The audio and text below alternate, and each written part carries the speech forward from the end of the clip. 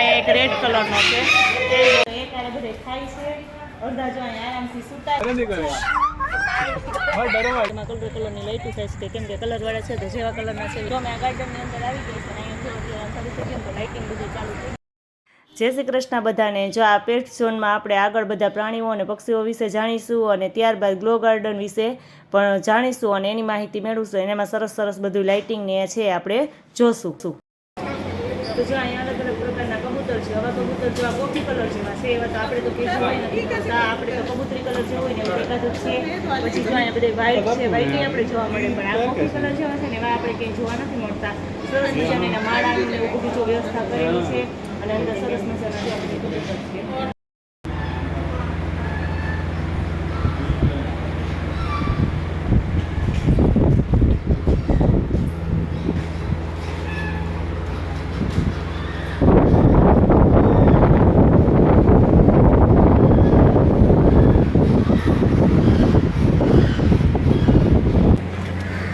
જો અહીંયા પ્રાણી છે ને એ આપણે દેખાય છે કે મોટો ઉંદર હોય કેવી રીતના લાગે છે, બિલાડી જેવું, પણ એનું નામ છે રકૂન.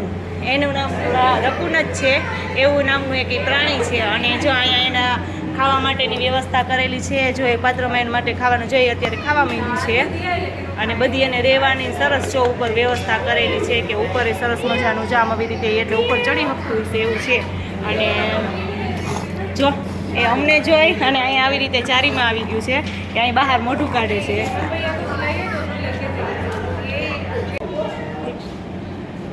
અહીંયા જો ઘોડાનું છે કે ઘોડા માટે બધું અહીંયા બનાવેલું છે. તો જો અહીંયા એક વ્હાઈટ ઘોડો છે, એક આવો ઘોડો છે. આનું નામ છે ઘોડાનું પોની ઘોડો. એટલે આ જો નીચા ઘાટનો ઘોડો હોય ને એવું છે એનું નામ છે પોની ઘોડો. અને અહીંયા જો એવા 3-4 ઘોડા રાખેલા છે.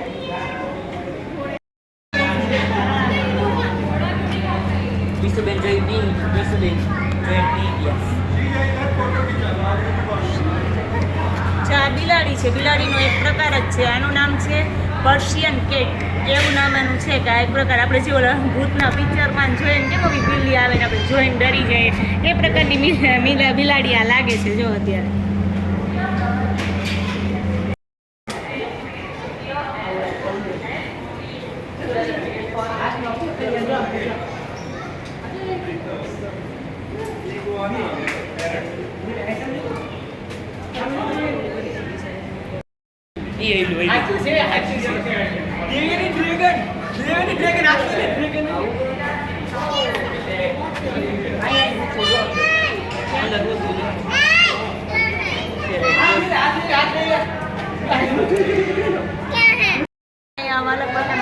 પોપટ છે એનું નામ છે ગ્રીન વિંગ મકાઉ.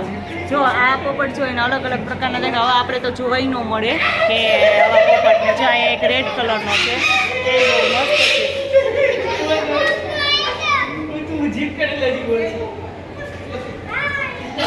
જો અહીંયામાં આવ્યા ને તો આ જો ઉંદર જેવા નાના નાના સસલા જેવા છે ને ઉંદર જેવા દેખાય છે. એનું નામ છે ગિની પીગ. અને જો એ કેવા સરસ મેં જો કંઈક ખાય છે ને કંઈક ઘાસ નાખેલું છે ને તો એક આરે બધે ખાય છે. અડધા જો અહીંયા આરામથી સૂતા છે, અડધા ઓલી બાજુ આરામથી સૂતા છે અને આ બધા જો એક ઝુંડ ભરી અને બધા કંઈક અલગ અલગ જો બધું ખાય છે.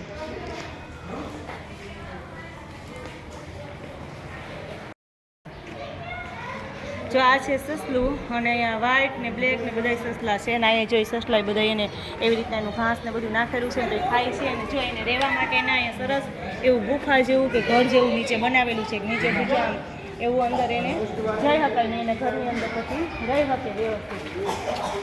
એટલે જો સરસ મજાની એની આ ગુફાઓ અહીંયા બનાવેલી છે ને એની અંદર બધા રહે છે.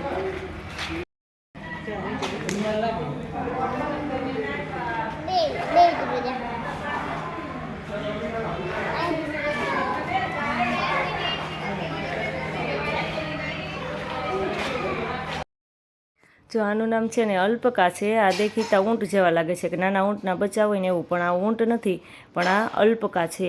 એવા ઊંટ જેવા જ લાગે છે.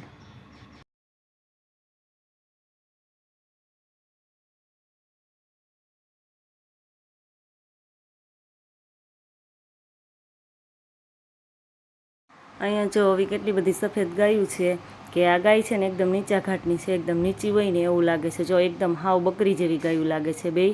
અને બીજા ઘણા બધા પ્રાણીઓ છે, બધા જો બકરી ઓલી સાઈડ છે ને તો બધા એને અડી અને એની સાથે ફોટો પણ પડાવી શકે છે. અહીંયા એ બધી છૂટ છે.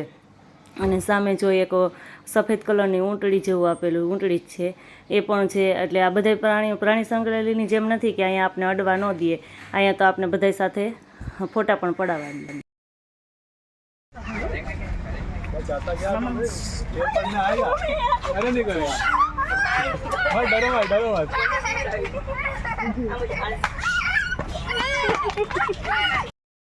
અત્યારે ઘડિયાળમાં સજ્જ જેવું થવાયું છે અને અમે આવી ગયા છે કે યુનિટી ગ્લો ગાર્ડન છે કે હમણાં જ્યારે અંધારું થાય છે ત્યારે સરસ છે ને લાઇટિંગ ને એવું બધું થાય છે. હજી તો થોડું અંધારું છે એટલે હજી લાઇટિંગ ને એવું ચાલુ નથી, એટલે ગેટ બંધ છે, અંદર જવાનું નથી.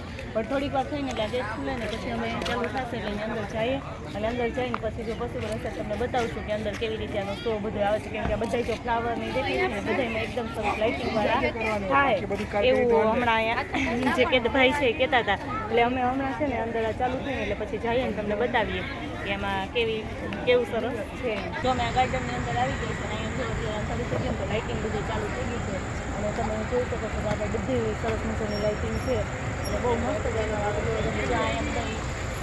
અલગ અલગ ફ્લાવર છે.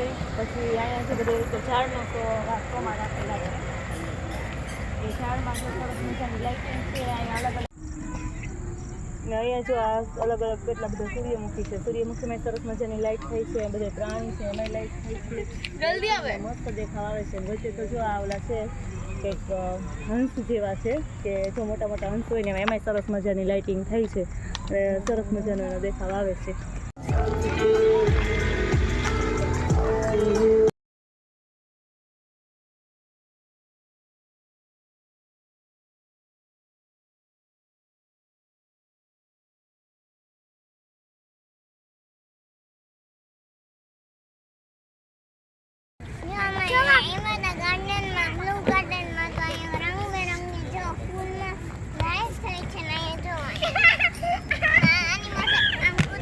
હા તો કલર બદલે જો એની અંદર જમ્પિંગ મારીએ ને તો કલર બદલે. માં પ્રિન્સભાઈ હતો જો હાવ નાના થઈ ગયા જમ્પિંગ મારવા માંડ્યા છે કાંઈ એટલે જમ્પિંગ જેમ જમ્પ મારે ને એમ કલર એમાં લાઇટમાં બદલતા જઈશ. તો મીસુબેન ને દેવ્યાની બેન ને કા મજા આવે છે દેવ્યાની હે તેને કેવી મજા આવી ગઈ છે તો મંડી છે ઠેકડા મારવા બે.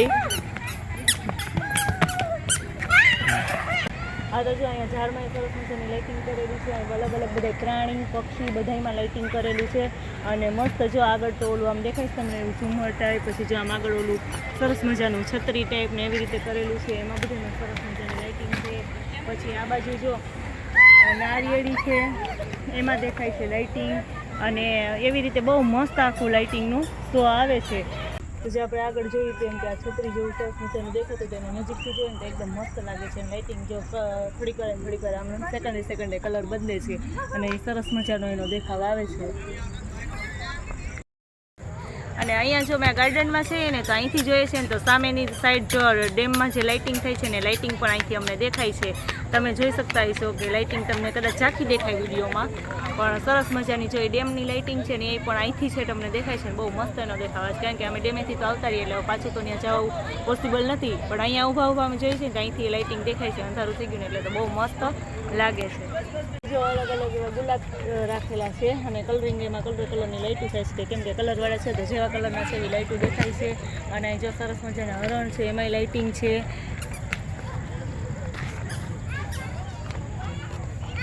ગાર્ડનમાંથી આવી ગયા છીએ અને સ્ટેચ્યુ જે લાઇટિંગ શો જોવા માટે એવા છે તો સ્ટેચ્યુમાં હમણાં લાઇટિંગ શો થાય ને એ તમને હમણાં બતાવીએ. ને એટલી બધી પબ્લિક જોવા માટે જો થઈ ગઈ છે ને એટલી બધી પબ્લિક છે. ત્યારની આ લાઇટિંગની જ રાહ જોતા હતા. તો હવે જો ટૂંક સમયમાં ધીમે ધીમે શરૂ થઈ જ રહ્યું છે. તો હવે તમને અમે આ બધું લોકેશન છે હમણાં આગળ બતાવીએ.